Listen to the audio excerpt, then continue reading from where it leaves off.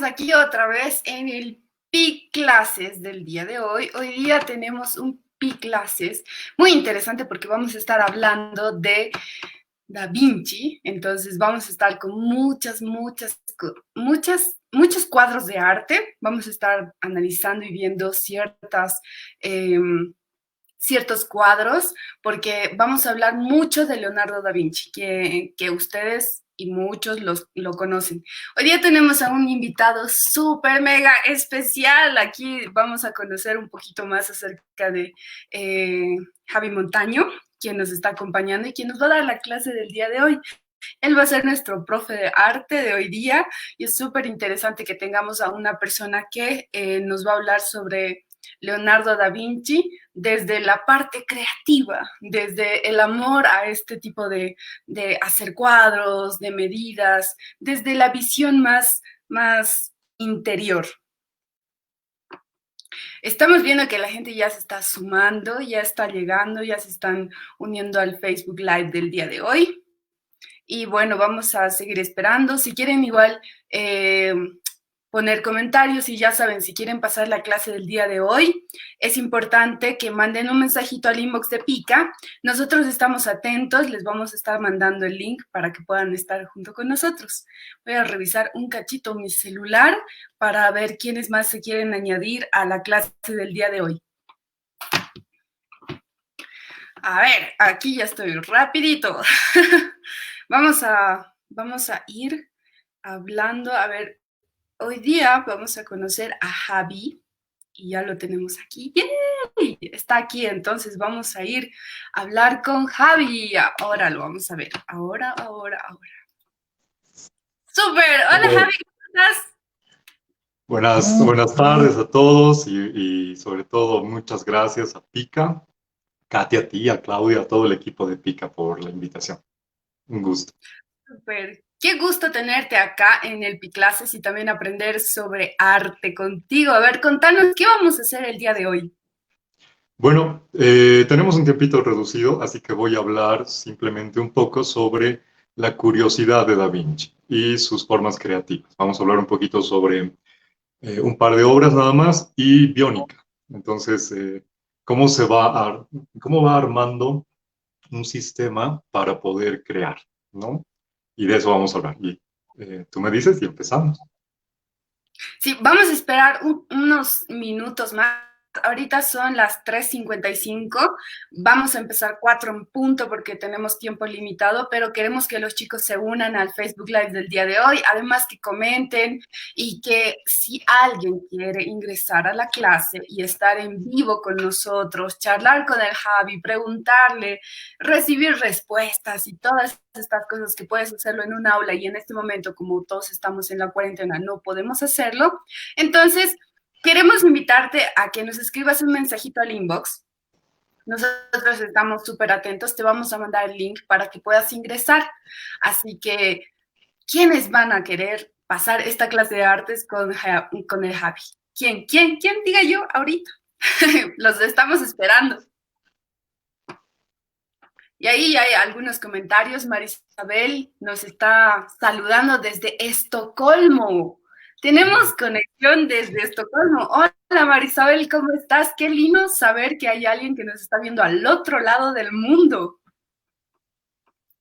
Marisabel, si quieres pasar la clase y quieres estar en vivo online con nosotros, te puedes unir, manda un mensajito al buzón de Pica y nosotros vamos a estar mandándote el link para que te puedas unir. Javi, contanos, ¿qué haces? ¿A qué te dedicas? Contanos un poco. Bueno, yo soy docente de universidad y sobre todo trabajo en la Universidad Católica, en la carrera de diseño y también trabajo como consultor con áreas creativas. Yo soy psicólogo clínico también y psicoanalista y bueno, también trabajo y lo que más hago y lo que hago todo el tiempo es voluntariado, ¿no? Eh, Soy parte de un equipo que se llama Abrazos Urbanos, que hacemos voluntariados desde hace 12 años en la ciudad, en el país en realidad, y hemos trabajado en varias áreas y fomentamos la formación de jóvenes, ¿no? Es lo que, a eso es en lo que más trabajo, digamos. Y también en la universidad. Entonces, la psicología me ha llevado a áreas creativas y he empezado a investigar y a escribir sobre esto. También escribo con mi equipo, con Abrazos Urbanos, y recientemente he publicado unos libros de cuentos. Qué lindo. Y ya se acerca el día del libro, eso va a ser el jueves. Espero que ustedes también, los abrazos urbanos, se unan. Estamos con una super campaña de lectura de libros. Bueno, de un libro, vamos a escoger un libro. Espero que todos ya hayan escogido qué libro les gustaría leer. Vamos a estar leyendo, creo que por lo menos una hora entera, un libro. Teníamos ahí unas opciones interesantes. Perfecto, sí, nos vamos a unir. Y los abrazos siempre los ven, así que estamos ahí Uh, pendientes de ustedes. Seguro tenemos que nuestros fans ahí. yo lo sigo también todo el tiempo. Esto de las Súper, clases gracias. me parece súper bueno. Sí, ahí estamos tratando de ponerle todo nuestro empeño para sacar información que a la gente le interesa, más que todo a los adolescentes y a los jóvenes, ¿no? Pica tiene ese trabajo, a veces un poco duro, a veces no es tan fácil hacerlo, pero lo hacemos. Fantástico. Bueno, en lo que se pueda ayudar, seguro que sí. Sí, y muchas gracias a ti. Igual Marcos te manda saludos, te dice felicidades, Javi Montaño. Así que ahí hay Ay, chicos y chicos. chicas también que te están viendo, que te conocen, que te saludan. Y todavía no tenemos alguna persona que se anime a pasar la clase. No hay nadie, nadie ha dicho nada. Hoy día vamos a hablar sobre Leonardo da Vinci, que está súper interesante. Chicos, anímense a entrar a la clase. No me dejen a mí sola aplazarme. Eh, Marisabel dice, qué lindo, este es el Día de la Tierra, 22 de abril. Sí, sí, totalmente, Marisabel, hoy día es el Día de la Tierra. Estamos sacando algunas publicaciones, igual que si quieres revisarlas, están en el Facebook de Pica Bolivia. Tenemos algunos artes que hemos compartido, tenemos algunas notas que estamos recordando sobre la Madre Tierra y está súper cool, así que vayan a revisarlo, pero ahora vamos a tomar la clase con Javi Montaño. Cuando tú quieras, Javi, puedes comenzar. Súper, muchas gracias otra vez. Bueno, como les digo, yo voy a reducir un poquito los contenidos y voy a hablar de este pensador, que es Leonardo da Vinci. A Leonardo da Vinci se lo conoce más como pintor, ¿no? Es el autor de la Mona Lisa, de la Virgen de las Rocas, de un montón de pinturas, pero en realidad Leonardo da Vinci es el paradigma de uno de los pensadores del Renacimiento, ¿no? Es solamente, por mencionar algunas de las cosas, es ingeniero militar, es ingeniero hidráulico, ha sido arquitecto, ha participado, bueno, es anatomista, ornitólogo, observador de la naturaleza. Leonardo es, bueno, se ha dedicado, es multifacético, se ha dedicado a un montón de áreas. Y todas estas áreas han podido nutrir esta mente, la mente de este genio, que para algunos autores no es que era un genio genio, sino que tenía una especie de superdotación en cuanto a la curiosidad. Y en realidad yo quiero enfocar todo a la curiosidad, ¿sí? Porque Leonardo básicamente nos da lecciones de cómo ampliar nuestra gama de conocimientos y atender detalles para poder renovar en nuestras áreas. Entonces, bueno, simplemente decir que lo que Leonardo más hace muchas veces en su vida es ser encargado de entretenimiento, ¿sí? Muy chistoso porque Leonardo es un viajero en el Renacimiento. En ese tiempo de Leonardo, las cortes italianas en varias ciudades italianas empiezan a florecer. Y hay familias poderosas que empiezan a acumular mucho dinero, como los Sforza, los Medici, los Borgia. Y con cada uno de ellos, de estas familias, Leonardo va a tener relación. Y lo chistoso es que en algunos de estos viajes, Leonardo manda su currículum, hace unas cartas donde muestra lo que puede hacer. Y entonces estas cartas están en internet y son fantásticas porque te muestra todo lo que Leonardo podía hacer, ¿no? Él promete crear, en ese currículum promete crear máquinas voladoras y muchas otras cosas. Entonces, bueno, Leonardo justamente por toda esta exploración geográfica y por toda la exploración de la naturaleza va generando algunos métodos. Y de eso es de lo que quiero hablar, ¿no? En ese tiempo, en el Renacimiento, las cosas empiezan a cambiar tanto como han cambiado nuestros tiempos.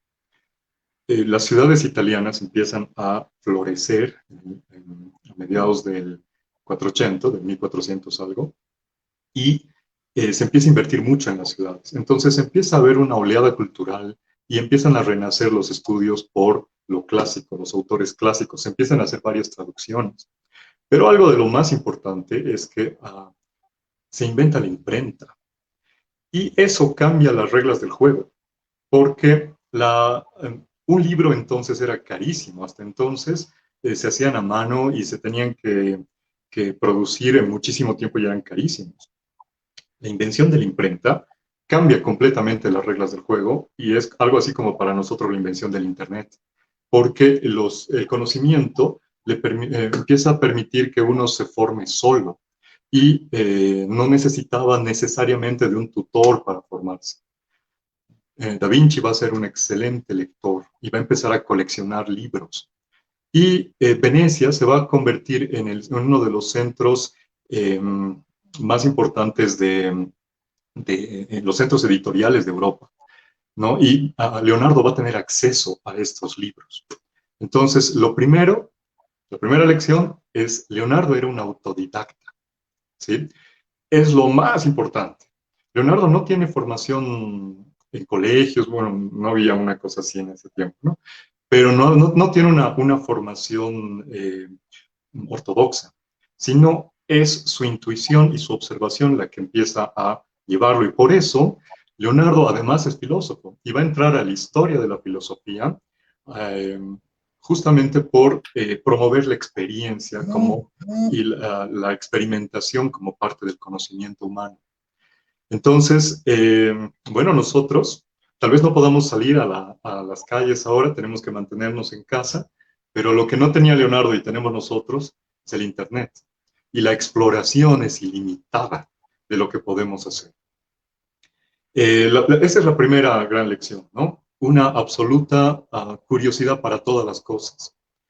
Leonardo, a lo largo de su vida, tiene acceso a muchas cortes y va a tener muchos mecenas y va a tener muchos patronazgos, perdón, patrocinadores, y estos señores van a permitir que Leonardo desarrolle su creatividad ampliamente, ¿no? Hasta crear sistemas explícitamente creativos. Y mientras hace eso, tenía múltiples intereses y le dedicaba mucho tiempo a esto. En todos los años de su vida va a crear varios escritos que se han ido articulando en lo que son códices. Y, perdón, voy a cambiar un poquito porque me están diciendo que me estoy quedando sin datos. Entonces voy a cambiar a esto. Perdón.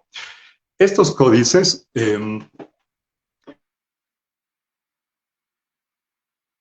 Uy, tenemos ahí. Se está cambiando la señal al Wi-Fi, así que vamos a esperar un cachito a que Javi pueda continuar.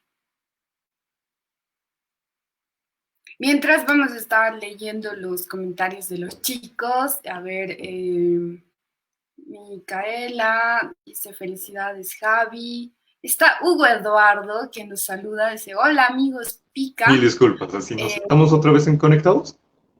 Ahora sí, ya te escuchamos Javi. ¿Qué tal? Perdonen, se ha cortado un ratito. No te Estamos, preocupes, todo bien. mil disculpas, si se corta voy a cambiar un poquito de locación. En estos escritos se ve la mente trabajando de Leonardo porque toma apuntes de todo, todo le interesa. Por ejemplo, tiene apuntes en los que dice observar la lengua de un carpintero, de un pájaro carpintero. O en otros dice, por ejemplo, eh, eh, observar la placenta de un cordero. y así, entonces, observar las alas de una libélula. Entonces, Leonardo empezaba, tomaba apuntes en todo tipo de materias, hidráulica, ¿no? Cómo se repara un molino y así. Y entonces cada día se daba pequeñas tareas para conocimiento, para saber. Entonces,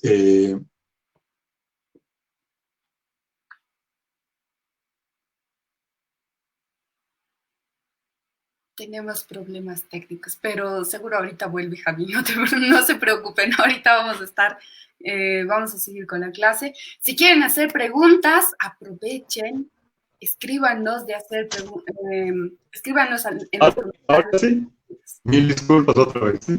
No te preocupes, ¿Me, mientras me estaba escuchan? pidiendo que los chicos puedan mandar sus comentarios, sus preguntas. ¿Me están escuchando? Sí, claro que sí, no hay ningún problema. Perfecto, voy a seguir. Sí, mil disculpas. Si hay algún problemita, me avisan porque he cambiado de datos. Dale, claro que sí, Ok, no te perfecto. Bueno, continúo, ¿no? Leonardo entonces empieza a crear una especie de anotaciones, y ahí se puede resumir todo su pensamiento. Eh, se puede seguir a Leonardo en este pensamiento, ¿no?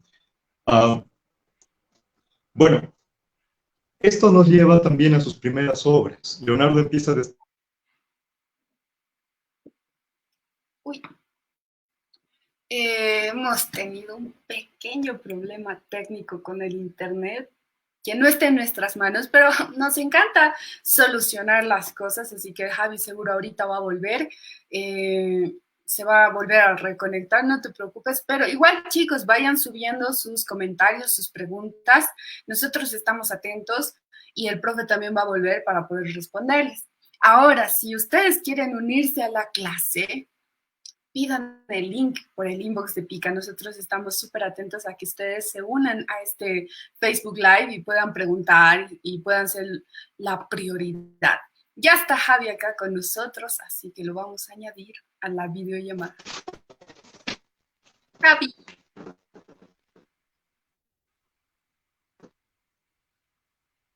Javi, te escuchamos. Hola, recién te escucho. ¿Ustedes me ven? Sí, Pi.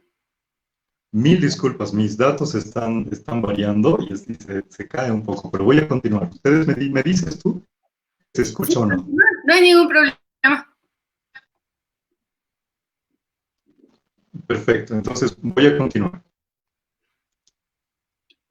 Eh, bueno, estos cuadernos se mantienen en varios museos y se puede observar el desarrollo del pensamiento de Leonardo. Eh, Leonardo es un autor florentino que va a eh, lograr cierta fama en Florencia. Uy, creo que estamos con demasiado uso de Internet en la casa de Javi.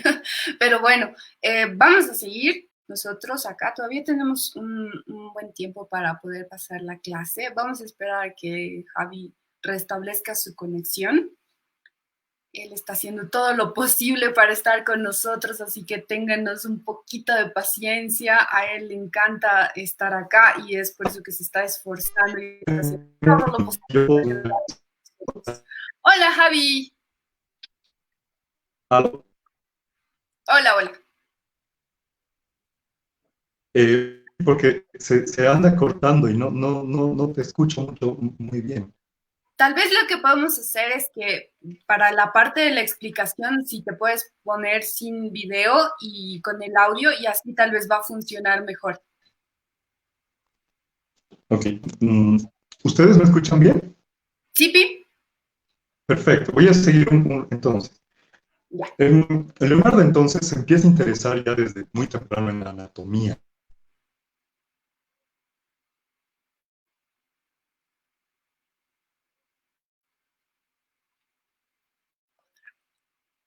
Perdón. Sí, el Internet nos está boicoteando.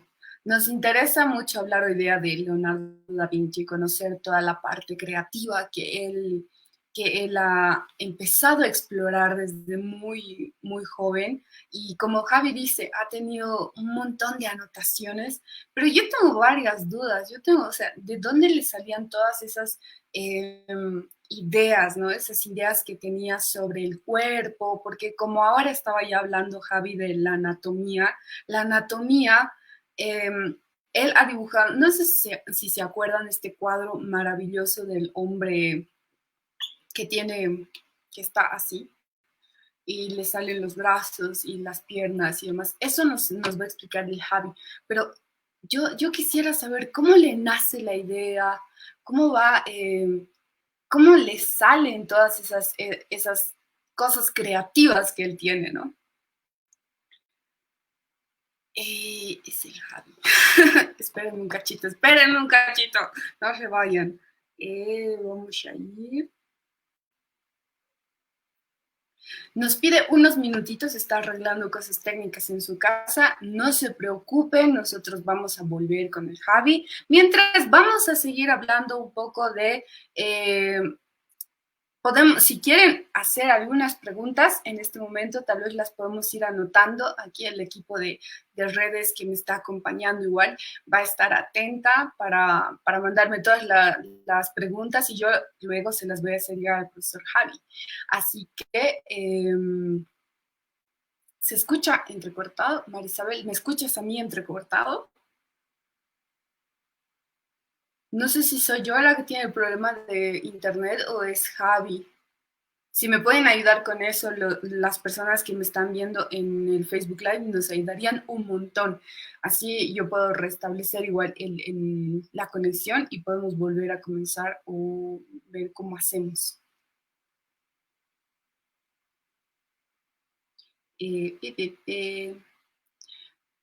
Ahí está Javi.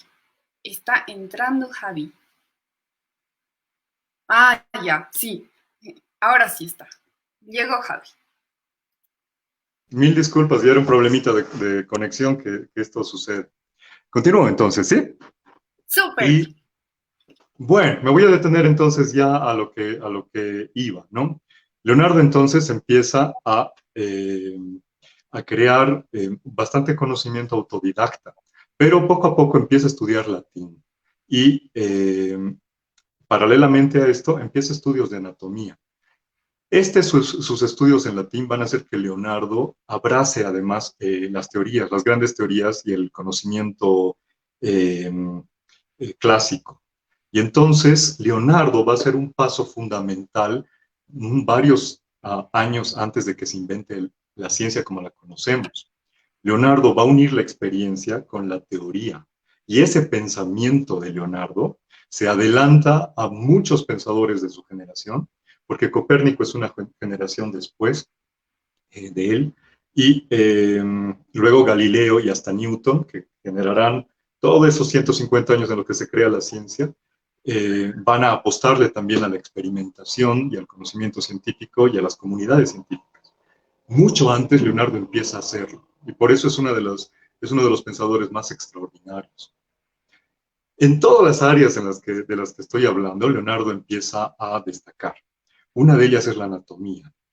Los cuadros de Leonardo son distintos a otros cuadros, a muchos otros cuadros, justamente por su dominio anatómico.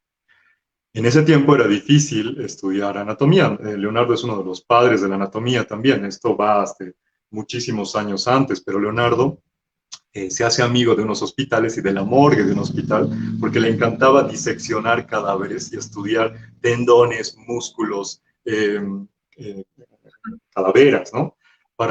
Porque él tuvo un maestro que le enseñó que para dibujar primero se hace a las personas desnudas y luego les pones encima la ropa para poder entender bien el movimiento. Y él fue un poco más allá y lo que hacía era diseccionar cadáveres, ¿no? Y en existen relatos de que incluso tenía algunos cadáveres o piezas humanas para estudio en el lugar donde estaba. La anatomía va a ser fundamental porque le da a Leonardo una serie de estrategias y también de usos en la pintura que la va a revolucionar. Y estas disecciones anatómicas van a hacer que Leonardo también tenga eh, genere un método que se llama esfumato, que consiste en aplicar pequeñas capas de pintura cada vez, como texturas distintas, digamos, de pintura, para generar tridimensionalidad. Y por eso es uno de los autores de mayor tridimensionalidad que existe, ¿no? Basta ver un rato La Dama del Armiño o basta ver la Mona Lisa para poder deleitarse uno con esta tridimensional, y es la técnica que utiliza de trabajo en capas. Entonces todo esto se va conjugando y según los requerimientos de sus patrocinadores, Leonardo empieza también a involucrarse cada vez en mayores tareas. Una de esas es la invención de máquinas. De eso voy a hablar en un segundo. Pero volviendo a la anatomía, tiene un viaje con un amigo, Francesco se llamaba su amigo, en el que empieza una colaboración. Y leyendo a un romano que se llamaba Vitruvio, eh, Leonardo abraza, ¿no? Va trabajando, al igual que su amigo Francesco, en las proporciones perfectas del cuerpo humano. Si tú tienes tal vez la imagen del Vitruvio por ahí, Leonardo va a ir trabajando las proporciones perfectas y en estos códices va a ir anotando y va a elaborar un dibujo fantástico de las proporciones más, cómo se conjugan las proporciones de forma alucinante, como por ejemplo la comisura de nuestros labios corresponde con nuestras pupilas, digamos. Y esto está escrito matemáticamente en todos los segmentos de nuestro cuerpo. Leonardo es un amante también de las matemáticas, especialmente de la geometría, y va buscando simetrías y este tipo de estudios, ¿no? Eh, Mientras lo ven, eh, Leonardo desarrolla el famoso dibujo del Vitruvio, ese que están viendo ahora en pantallas, y que es una tesis básicamente sobre las proporciones humanas perfectas. Este es su amigo y una tradición sostenía, una tradición clásica, sostenía que el cuerpo humano tiene todas las proporciones que se pueden esperar en armonía del cosmos. Es decir, que el cuerpo humano es como una especie de representación del cosmos. Y Vitruvio había mencionado que justamente en las proporciones humanas permitían la construcción de los más y mejores edificios. Es decir, que los mejores templos estaban basados en la construcción de este tipo de, de, de estudios. Así que Leonardo toma el reto, sus amigos también hacen otros dibujos sobre el hombre de Vitruvio, pero Leonardo hace una pieza maravillosa de arte porque no, como era la mente de Leonardo, no sigue las indicaciones de Vitruvio y él mismo empieza a medir las proporciones perfectas de un cuerpo humano y llega a muchas otras conclusiones. Les voy a leer algunas, por ejemplo, así rapidísimamente. La longitud de los brazos extendidos de un hombre es igual a su altura, por ejemplo. Esa es una conclusión de Leonardo. Tiene muchísimas, ¿no? El pie es la séptima parte de un hombre. Todo esto nosotros lo observamos en el Vitruvio. Desde la parte superior del pecho hasta el nacimiento del pelo será la séptima parte de un hombre completo. Cada una de estas pequeñas proporciones está ya inscrita en la naturaleza y la simetría permite entender el universo. Lo alucinante de este Vitruvio es que es una meditación sobre cómo nosotros participamos de todo lo que existe. Y Leonardo lo lleva a cabalidad. Incluso he leído algunos estudios que sostienen que esto es un autorretrato. No se sabe, todavía es un enigma, ¿no? Pero no es casual, Leonardo tenía más o menos 38 años cuando hace ese dibujo y probablemente estemos ante la mirada penetrante de Leonardo. Leonardo tiene hay un autor que hace un retrato de Leonardo y es bastante parecido a lo que estamos viendo. Sin embargo, es una hipótesis nada más. Así como sucede con el Vitruvio, Leonardo va a tener una serie de implicaciones en la construcción de máquinas y respecto a la simetría y a la proporción. Porque lo que más quería Leonardo era volar. Así que se vuelve un absoluto observador de las aves y de los insectos que vuelan. Y como yo lo había dicho, tenía una curiosidad extraordinaria pasaba horas y horas alejándose de la corte y yendo hacia el campo a estudiar a los animales que podían volar. Esto lo lleva a Leonardo a plantearse una serie de retos. Y sorprendentemente su trabajo teatral, como él era alguien que trabajaba entreteniendo a la corte, hace que pueda crear máquinas que podían hacer volar a los actores. O sea que Leonardo empieza este pensamiento mecánico que tiene inicialmente como encargado de entretenimiento. Logra enormes argollas, por ejemplo, donde colgaban niños que eran angelitos, hace volar a un ángel con poleas, que en ese tiempo nadie hacía este tipo de cosas, ¿no? Leonardo empieza a desarrollar un sentido mecánico muy fuerte y luego los distintos encargos que necesita hacer, va a empezar a crear máquinas de guerra. Y por eso lo alucinante de la mente de Leonardo es que él utiliza todo lo que absorbe, todas sus observaciones, para poder crear nuevos objetos. A Leonardo se le atribuye el primer helicóptero, que no funciona, pero que estaba planteado, el primer tanque, la catapulta, muchos dicen que las tijeras como las conocemos, el primer submarino. Y la mente de Leonardo no descansa, una serie de eh, eh, objetos para el movimiento de las aguas. Leonardo estaba fascinado con las aguas. Y todo esto nos va a llevar a su obra maestra, que es desde luego la Mona Lisa, ¿no? La Mona Lisa lo hace lo hace en 17 años, ¿no? La obra la va haciendo durante 17 años por un encargo de un mercader de seda que quería un retrato para su mujer, que se piensa que la modelo es ella, ¿no? En realidad se ha comprobado, pero hay muchas otras teorías. Una cosa es cómo es la modelo y otra cosa es cómo se idealiza en la pintura a la modelo, ¿no? Y el por qué. Esta señora era una mujer muy joven, creo que tenía 24 años entonces, y tenía dos hijos. Se llama Lisa de la Giocondini. Eh, eh, Perdón, Lisa de Giocondo, ¿no? Por eso se le llama la Mona Lisa y por eso se le llama la Gioconda. Era la esposa de este Francesco de Giocondo. Y ella, Leonardo ve algo especial en ella, ¿no? El misterio de por qué la pinta sigue abierto. De la Mona Lisa podemos hablar horas. Muchos piensan muchos decían que Leonardo estaba enamorado, que no es muy probable. Otros piensan que es el mecenas de Leonardo, Giuliano, que tenía la misma edad que Lisa, que estaba enamorado de ella. Pero el misterio es grande porque Leonardo nunca entrega el encargo. No se sabe si le pagaron tampoco. Entonces, lo que sí se sabe es que Leonardo no se separa de la obra. Había una relación afectiva de Leonardo y también una relación cognitiva de Leonardo con la Mona Lisa. Y a todas las ciudades a las que se cambia durante esos años, Leonardo va a llevarse entrañablemente a la Mona Lisa. Y la Mona Lisa es la obra, ¿no? No solamente es el cuadro más popular del mundo, por muchas razones. La razón más importante es porque se la robaron en 1911 y el mundo entero empezó a enterarse que existía este cuadro y lo buscaba el mundo entero y lo encontraron 2 años después, sino porque es importante porque implica todo el pensamiento de Leonardo y estas innovaciones en un solo cuadro, ¿no? Y si podemos ponerla a la Mona Lisa un ratito, puedo ir hablando de esto antes de que termine los minutitos. Como he dicho, voy a ser concreto. Voy a ir resumiendo un poquito antes de hablar de la Mona Lisa. Y Leonardo nos da muchas lecciones. La primera es no tenerle miedo a la experimentación.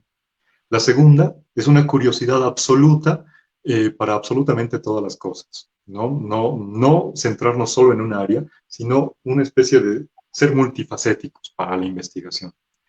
La otra es respetar las autoridades, ¿no? Leonardo decía que el que solo se guía por la experimentación y no se apoya en las teorías, es como un barco que va sin brújula y no sabe a dónde va, ¿no? Entonces, también respetar la autoridad, leer a los clásicos.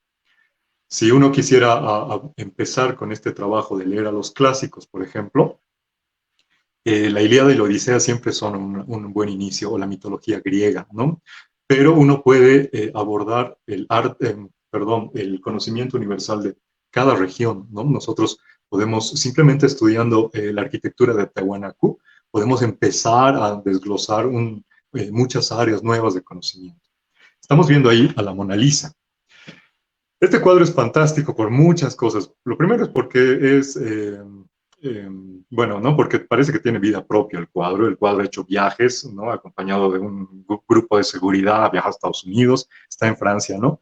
Está en París, en el Louvre. Ha viajado a Japón y cada vez que viaja a la Mona Lisa se mueve todo el mundo porque es un cuadro que ya se lo robaron una vez y es el más amado, ¿no? Este es el cuadro más amado del mundo.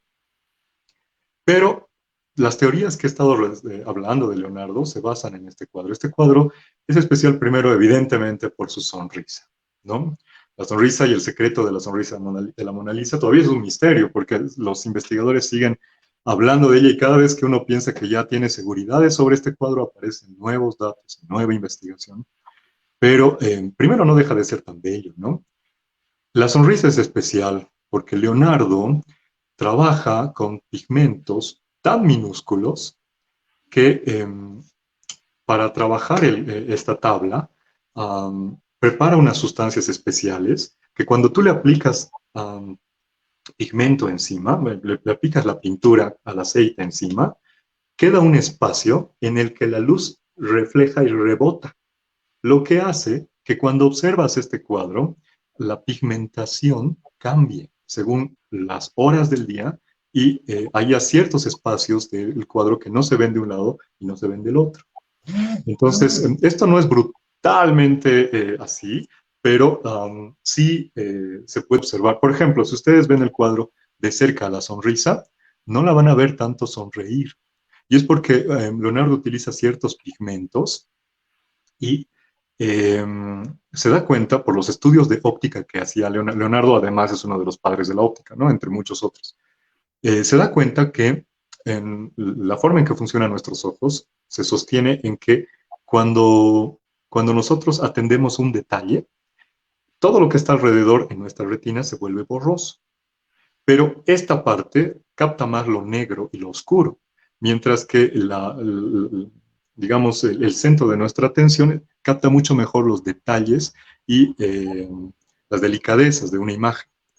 Si nosotros vemos a la sonrisa de la Mona Lisa directamente a la sonrisa por mucho tiempo, nos va a parecer que no está sonriendo. Pero si vemos sus ojos, la sonrisa de la Mona Lisa va a saltar porque nuestra retina ya puede captar las sombras y las oscuridades del cuadro. Esto es algo que Leonardo ya va pensando y lo desarrolla pincelada a pincelada durante esos 17 años de trabajo. ¿No? No sé si se han dado cuenta, pero no tiene cejas. Es porque evidentemente se ha comprobado recién en el 2010 de que sí tenía cejas después de así decenios de discutir cómo había sido originalmente y se hacen unos estudios, se le hacen radiografías y se hacen estudios a la Mona Lisa al menos una vez al año para justamente demostrar todo esto que se está diciendo, ¿no? Está cubierta con un tul, ese tul es festivo y no es de luto, que apenas es perceptible, y los cabellos enrulados que tanto le encantaban dibujar a Leonardo, ¿no? No sé si hasta aquí vamos con alguna pregunta, tú me dices nomás, me corta, porque yo puedo estar así un buen rato. Y, Nadie ha escrito para darnos preguntas, pero yo sí tengo una pregunta. O sea, no dime. sé si podemos como que retroceder un poco porque ya estamos en la Gioconda, pero se me quedó lo del Vitruvio porque evidentemente el Vitruvio es uno de los cuadros artísticos más fabulosos del planeta porque obvio te da la medida perfecta. Yo quisiera que nos expliques un poco más acerca de esto de la medida perfecta, porque claro, en el colegio nos hacían estas prácticas de tomarnos la medida de la oreja y es la misma medida de la frente y estos detalles, ¿no? Que a veces se nos pasan. Bueno, Leonardo empieza investigaciones matemáticas, ¿no? La mente de Leonardo es una mente matemática también. Eso es algo que también se adelanta a su época. Y no es él el que se inventa esto, ¿no? Hay una tradición que, como vemos, ya va de siglos sobre las proporciones y las proporciones de la divinidad, ¿no? La proporción áurea, por ejemplo, que son, digamos, las proporciones perfectas entre los segmentos de un cuerpo y sus relaciones con otros. Entonces Leonardo va descubriendo esto, pero lo que está subyaciendo en el Vitruvio es la idea de que el universo está contenido en el ser humano, es decir, de que las proporciones perfectas son las proporciones del ser humano y que el resto, esto es una idea clásica y una idea renacentista, ¿no? De que el mundo debería estar hecho hacia las perfecciones del ser humano. El trabajo de Leonardo, lo alucinante es de que Vitruvio nos da ciertas medidas, ¿no? Va describiendo las medidas perfectas y Leonardo descree de esto y no es que lo descree, el 20% de eso demuestra Leonardo con la experiencia de que era real. Lo que hace es empezar a medir cuerpos, ¿no? Cuerpos que disecciona y cuerpos que observa. A Leonardo le gustaba ir a los baños, por ejemplo, para observar anatomía. Y él lo que hace, y bueno, los modelos, ¿no? Finalmente, el arte renacentista se caracteriza también por la idealización de la belleza, ¿no? No es que sus modelos eran exactamente así, sino que son una idealización de cómo pueden ser. Y el Vitruvio es la idealización perfecta de las proporciones humanas, ¿no? Cada uno de los segmentos del Vitruvio van construyendo, digamos, esta proporción ideal que se le plantea a los cuerpos. Sí. Y, o sea, ¿tú crees que tendrá alguna relación con esto de la época de los nazis, por ejemplo, que ellos tenían ciertas medidas y ciertas especificaciones de belleza para su raza? ¿Crees que tenía alguna relación con esto? Eso es una pregunta que implica harta investigación. Habría que ver cuál es la relación, ¿no? Lo que sí sé es que Leonardo, como es uno de los padres justamente del dibujo, perdón, de la anatomía y de los descubrimientos que hace, no es que uno tenía acceso así nomás a las morgues, ¿no? Por el pensamiento religioso de la época. Es de que ha creado tradición y escuela, ¿no?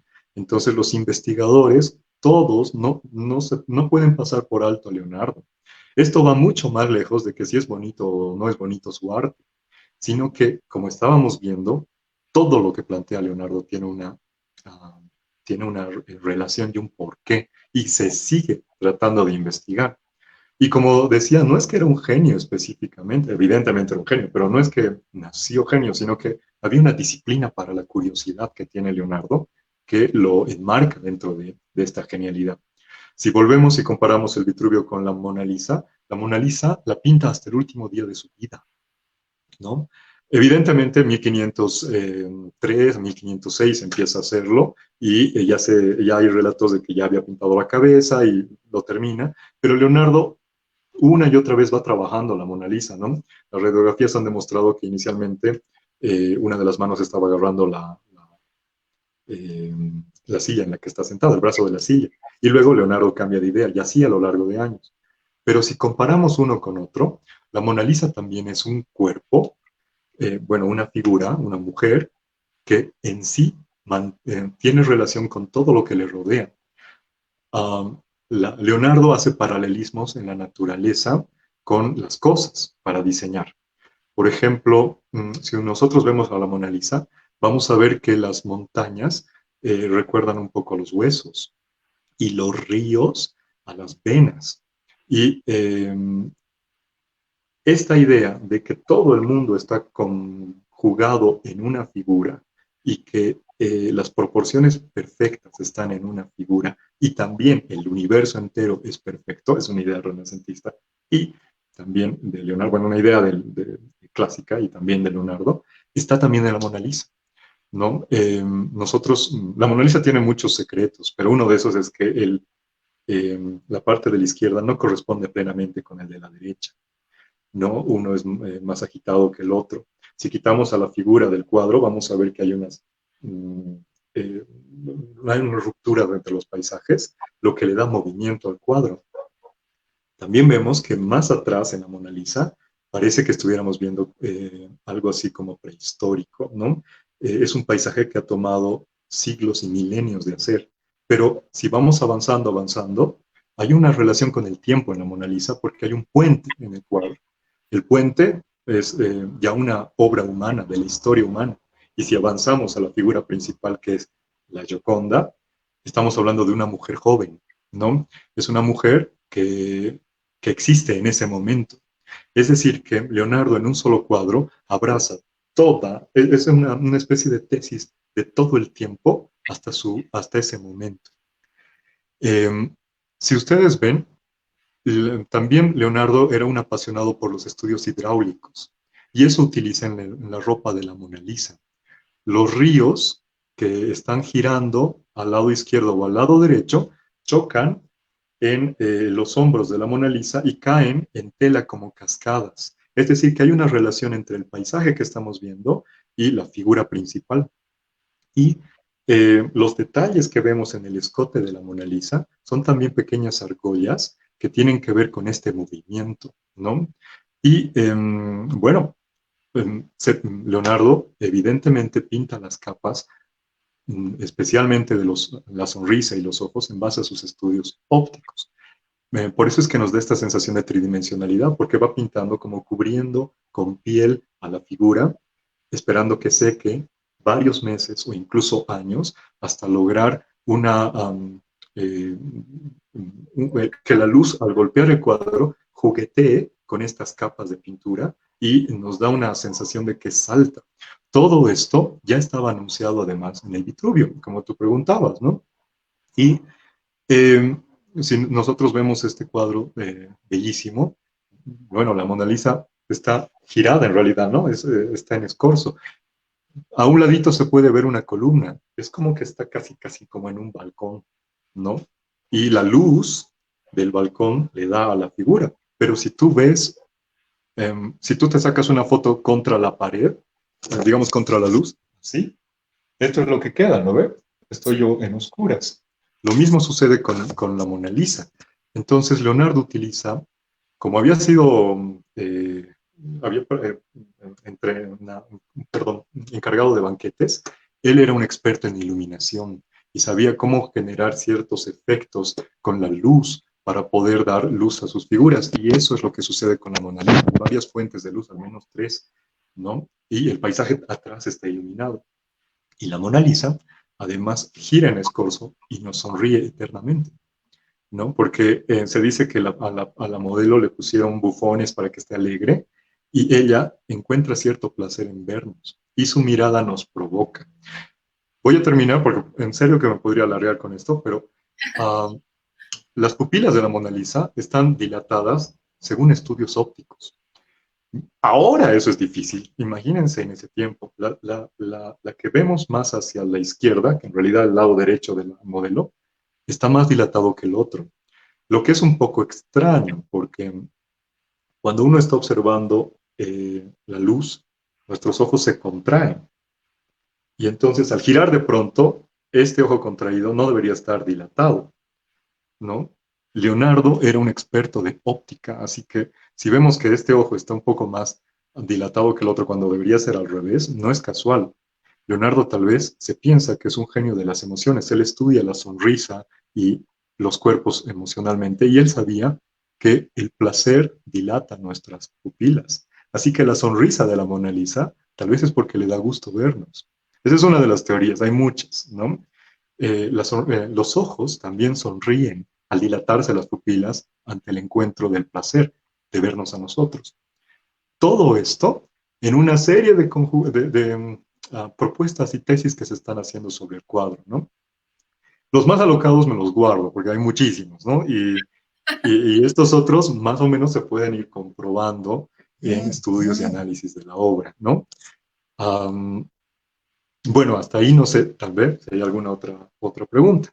En resumen, todo, la Mona Lisa, a diferencia del Vitruvio, el Vitruvio nace de una cena de amigos, ¿no? En los que están varios amigos y todos metidos en el mismo asunto. La Mona Lisa es como una especie de meditación y también es la cosecha de toda la obra de Leonardo hasta el último día, ¿no? Porque va cambiando la Mona Lisa a la medida que la va pintando. Es como una meditación sobre la vida misma, sobre el tiempo, sobre la belleza y Claro, sobre las perfectas proporciones, ¿no? Y sobre la óptica, ¿sí? sí, tenemos algunas preguntas. Arad nos dice, ¿la proporción que plantea Da Vinci son similares a las que plantean los griegos? El, el Renacimiento, bueno, Da Vinci se basa en unos estudios de un romano que hace un libro de arquitectura, que era Vitruvio, ¿no? Que está, creo que 80 años antes de Cristo, era de los ejércitos de Julio César, y este señor um, escribe finalmente una obra escrita, ¿no? Da Vinci se basa, respondiendo a la pregunta, en todo lo que puede obtener hasta entonces de los estudios clásicos en relación a proporciones y a geometría. También Da Vinci tiene la suerte de que se había descubierto la perspectiva poco antes y él abraza esta perspectiva, ¿no? La representación de los cuerpos en profundidad, cosa que Botticelli no tenía, por ejemplo, u otros autores famosos del Renacimiento, ¿no? Entonces, la conjunción de todos estos saberes más la experimentación de la mente incansable de Leonardo es lo que permite llegar a estas conclusiones y hacerlas prácticas en obras de arte, ¿no? Especialmente la pintura, que Leonardo entendía como ciencia, que no es, pero Leonardo la entendía así, ¿no? Claro. Gabriela nos pregunta, según Avicii, ¿algún consejo para desarrollar la creatividad? Bueno, sí, muchísimos, pero él decía, por ejemplo, cuando vayas a observar algo, observa primero los detalles. Y de los detalles, hasta que no grabes en tu memoria un detalle, no pases al siguiente detalle. Y así, poco a poco, vas armando lo que observas. Luego, la naturaleza nos enseña sobre el funcionamiento de los cuerpos y es la que más nos enseña sobre el movimiento, ¿no? Entonces, eso se llama biónica, la imitación de la naturaleza para crear. Entonces, nosotros ahora que estamos en casa podemos hacer un montón de ejercicios de biónica. Por ejemplo, observar, digamos, las hormigas y observar sus sociedades para ver cómo se podría organizar una buena sociedad. Tal vez diseñar un vestido, digamos, observando las texturas o las formas de los zorros y a ver cómo podrían cambiar de raza en raza, de especie en especie, ¿no? Entonces, bueno, es ilimitado, pero básicamente se basa en una disciplina para la observación y en anotar todo. Estudiar, ¿no? A los autores clásicos y a las grandes autoridades y experimentar al mismo tiempo. No tragar todo en seco, sino que hay muchas cosas que no son ciertas o que van a cambiar con el tiempo, ¿no? No sé si eso responde. Vamos a ver si Gabriela nos vuelve a preguntar. Arad nos dice, entonces, ¿el rostro de la Mona Lisa es simétrica? ¿Es que, perdona? ¿Es simétrica? Sí, responde a todos estos estudios de simetría, ¿no? Hay otras Mona Lisas. Leonardo hacía que en su taller sus discípulos pinten, ¿no? Su gran amigo Salai, que es su protegido, digamos, pinta también una Mona Lisa un poco obscena, ¿no? Que se le ven los pechos y una cosa así extraña. Y se ha descubierto, hay una que se exhibe en el Museo del Prado, ¿no? En Madrid, eh, pero que es completamente distinta a esta.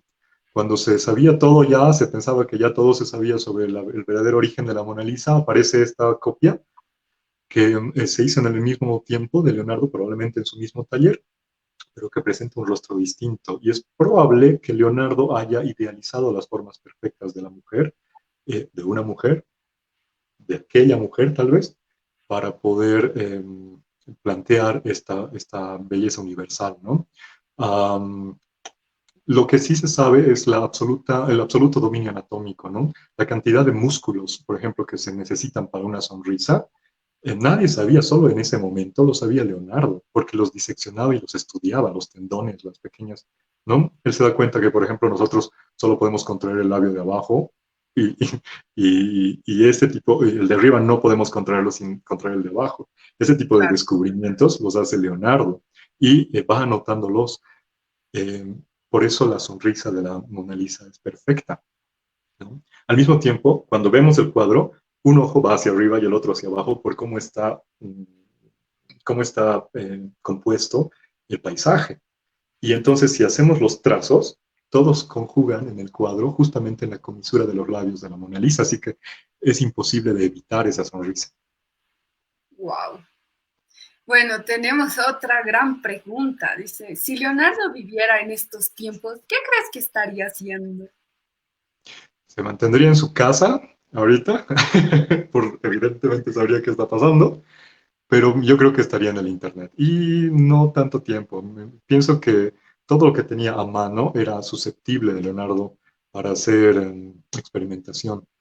Entonces, por simplemente hacer un recuento de las texturas que tenemos en nuestra habitación, texturas de libros, texturas de cueros, texturas de hojas, ya sería toda una aventura. Y evidentemente luego la investigación, ¿no? Leonardo es un autodidacta y no hay nada que nosotros no podamos aprender si nos dedicamos seriamente a esto, sin ser genios. Penúltima pregunta. Vamos con Jess. Dice, ¿cuáles son algunos de los libros que podrías recomendar para profundizar más sobre este tema? Mm, bueno, tengo varios. Busquen primero libros de introducción al Renacimiento. También hay tutoriales en Internet, ¿no? Aquí hay un libro que a mí me encanta, que es del biógrafo de Steve Jobs, se llama eh, Leonardo da Vinci de Walter Isaacson, que es fantástico. Eh, Hay libros específicos de obras de Leonardo, como este de la Mona Lisa y Leonardo, que son varios, y todos estos libros están, muchos de estos en PDF y han sido liberados, ¿no? Nosotros hemos celebrado el Día del Arte, que es el día en que ha nacido Leonardo, el 15 de abril, y es por Leonardo da Vinci que lo celebramos el 15 de abril. Y hace 2 años, el 2000, bueno, el año pasado, ¿no? El 2019, se celebraban los 500 años de la muerte de Leonardo, ¿no? Muere en 1519 en Francia. Y, y entonces, justamente por eso se liberaron muchas obras y hubo muchísimos artículos de Leonardo. Entonces, entren a internet y en buscadores, pongan monografías, vayan cuadro por cuadro y vean, ¿no? Su etapa florentina, la etapa de Milán, la etapa, bueno, con César Borgia, luego con la Vuelta a Milán, la etapa de Roma y finalmente la de Francia. Leonardo, lo que he dicho, o sea, realmente es muy poquito en relación a lo que es, ¿no? Leonardo es uno de los primeros en crear pequeños robots autómatas, ¿no? Se dice que a Francisco I le regaló un leoncito que se paraba solo, ¿no? Y en internet están la reproducción de sus inventos y de sus robots también. Wow, o sea, estaba súper, súper mega adelantado. Súper altísimo, ¿no? Y además no era un tipo hosco, era un tipo muy agradable, ¿no?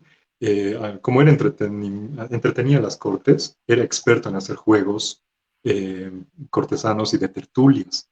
Entonces, se tiene la idea de que era muy reservado, probablemente necesitaba mucha soledad, evidentemente, ¿no? Cuando entraba en este periodo de incubación antes de una idea, pero era un tipo en general que encantaba, ¿no? Era un músico, por ejemplo, se dice que uno de los mejores intérpretes musicales de su generación, él se inventa una especie de violín con caparazones de tortuga con los que viaja, ¿no? O sea, que era un tipo de lo más interesante, Leonardo.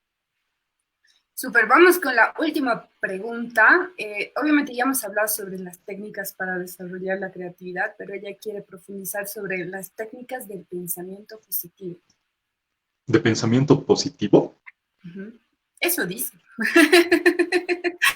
Bueno, hay una actitud, una amiga mía ha puesto en mi muro recientemente que hay una diferencia que era muy bonito, que dijo el Papa Francisco, dice, que hay una diferencia entre ser positivo y tener esperanza, ¿no?